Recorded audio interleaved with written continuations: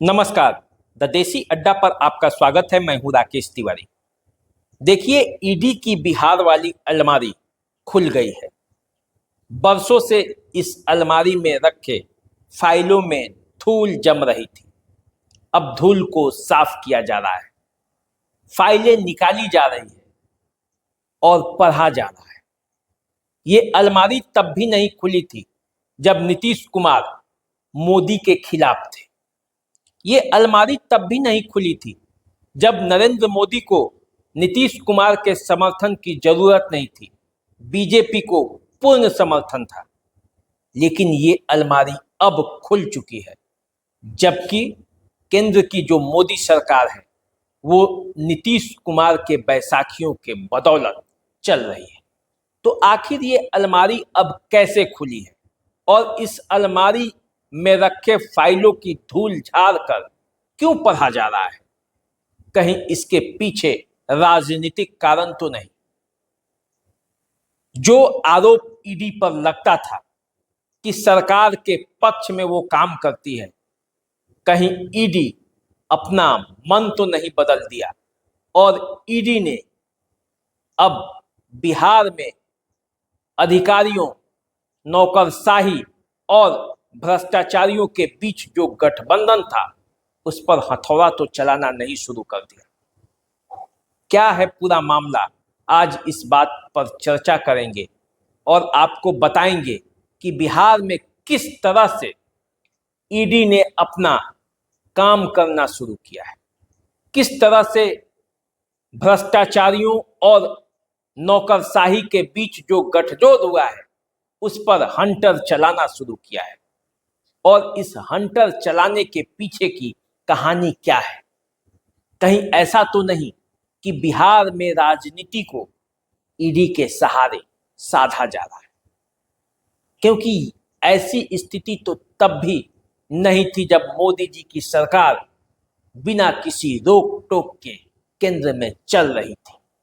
अब नीतीश कुमार मोदी पर दबाव बना रहे हैं, तो क्या मोदी के इशारे पर नीतीश कुमार के खिलाफ दबाव बनाने के लिए ये छापेमारी चल रही, या फिर इन सब से अलग ईडी निष्पक्ष तरीके से बिहार में जांच कर दूध का दूध और पानी का पानी कर देना चाहती है?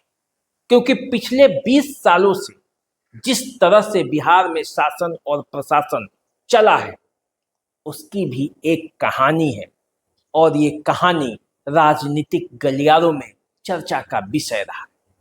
देखिए, आज पूरी चर्चा होगी 20 सालों के लगभग नीतीश कुमार के शासनकाल में, जब 2005 में पहली बार नीतीश कुमार शासन में आए और उनको सुशासन बाबू का तगमा मिला, तब से लेकर अब तक की राजनीतिक और नौकरशाही पर नजर डालेंगे तो ये गठजोड़ का खेल बिहार में पुराना है।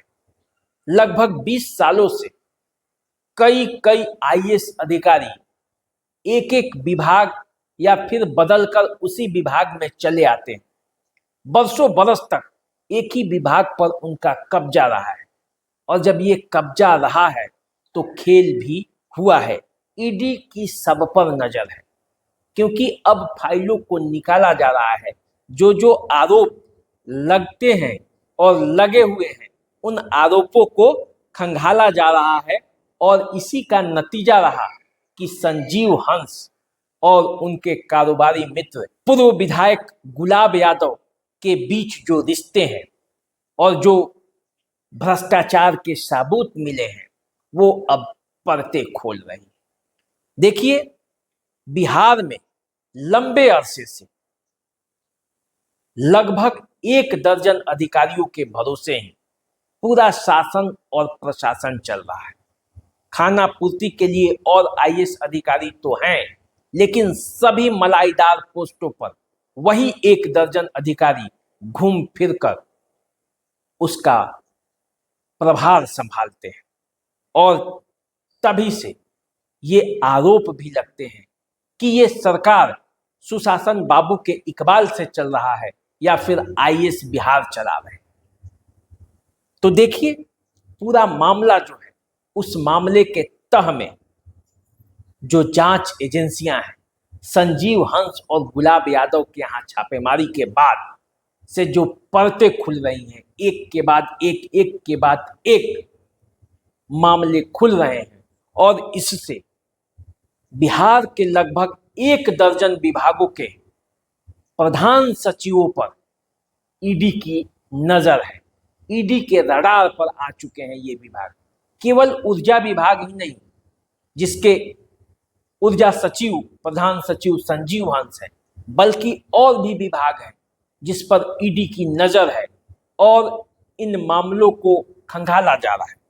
देखिए, ऊर्जा विभाग के अलावे स्वास्थ्य विभाग, जल संसाधन विभाग, पीएचडीई, पथ निर्माण विभाग, शिक्षा विभाग और नगर विकास विभाग के जो प्रधान सचिव हैं और उनके पूर्व सचिव हैं, उन पर भी नजर रखा जा रहा है। उनकी भी फाइलें जांची जा रही है कि आखिर भ्रष्टाचार का गठजोड़ कहीं यहां तक तो नहीं पहुंचा है। क्योंकि आप जानते हैं बिहार में पुल किस तरह से ताश के पत्ते की तरह ढह रहे हैं, हवा बहने पर भी पुल गिर जाते हैं। तो बिहार में जो पुल निर्माण हुआ है उसकी जांच हो रही है और सरकार इस पर नजर रखे हुई है, साथ में ईडी की भी नजर है। अब ईडी बिहार को क्यों टारगेट किया है, बिहार वाली अलमारी को क्यों खोल दिया है, ये बात समझना होगा। लंबे अरसे से राजनीतिक कारणों के वजह से इन अलमारियों पर ताला जड़ा था, ताला इसका खुल ही नहीं रहा था। आरोप पे आरोप, आरोप पे आरोप लगते थे, फाइलें लंबी होती जा रही थी, फाइलें मोटी होती जा रही थी, फाइलें अलमारियों में ठूसा जा रहा था, लेकिन जांच नहीं चल रही। अब आइए ये जानते हैं कि ईडी ने बिहार वाली अलमारी आखिर क्यों खोली है।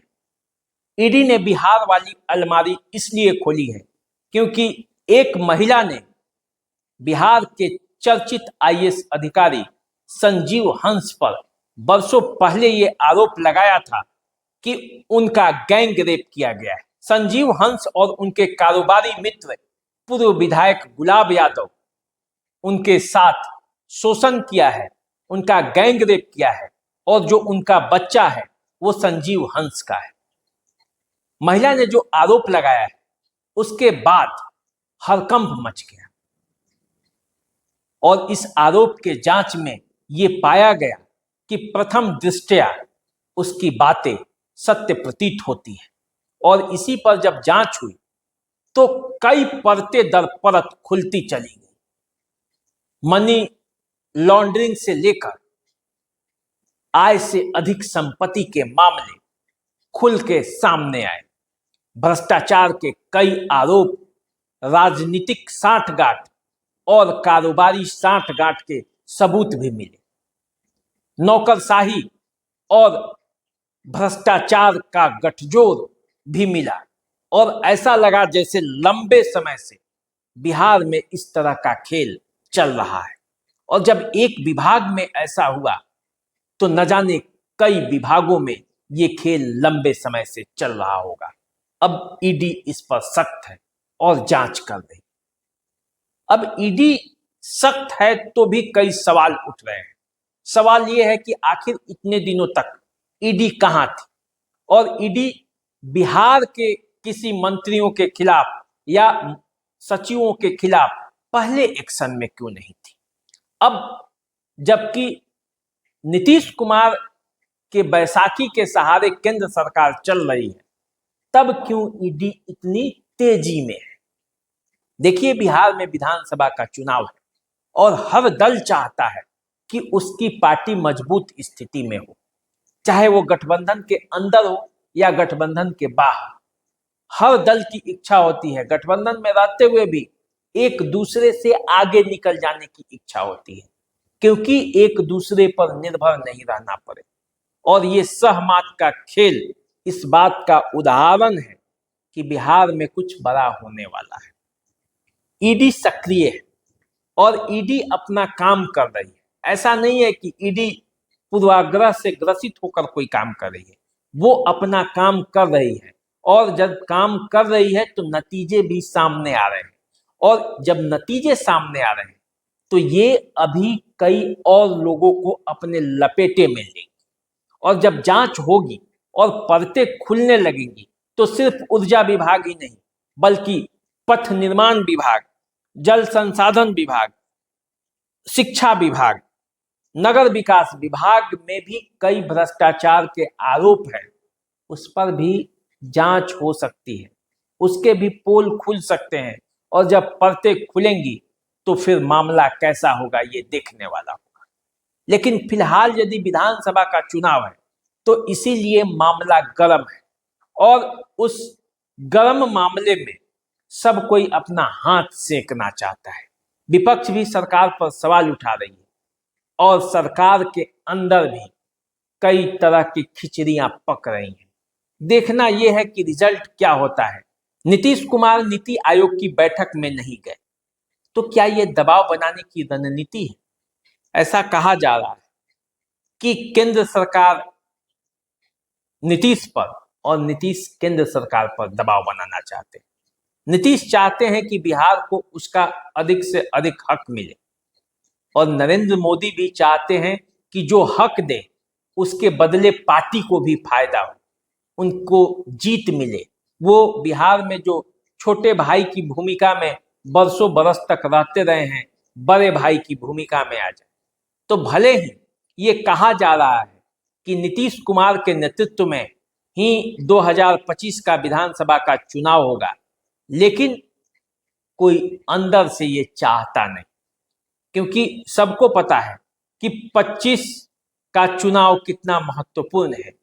पिछले 18-20 वर्षों का नीतीश कुमार का एंटी इनकम्बेंसी भी है, लेकिन इन सारे समीकरणों के बावजूद नीतीश कुमार को उनकी राजनीति से कोई अलग कर दे, ऐसा कोई समीकरण बनता हुआ नहीं दिखता है। नीतीश कुमार को चाहे आप जितना भला बुरा कहें, लेकिन जब वोट देने की बारी होती है तो नीतीश कुमार को वोट पड़ता है। बिहार में अक्सर ऐसा होता है, लोकसभा के चुनाव में भी ऐसा देखा गया। तो जब नीतीश कुमार ने राजनीति में ऐसा संतुलन बनाया है तो इसीलिए उनके पक्ष वाले और उनके विपक्ष वाले दोनों की बेचैनी बढ़ी हुई है। और राजनीति है तो उसमें कुछ न कुछ खेल होगा, और उस खेल को खेला जा रहा है, खेल चल रहा है। अब इस खेल में किसके दामन पर छींटे पड़ते हैं और किसका दामन बच जाता है, ये देखने वाली बात है।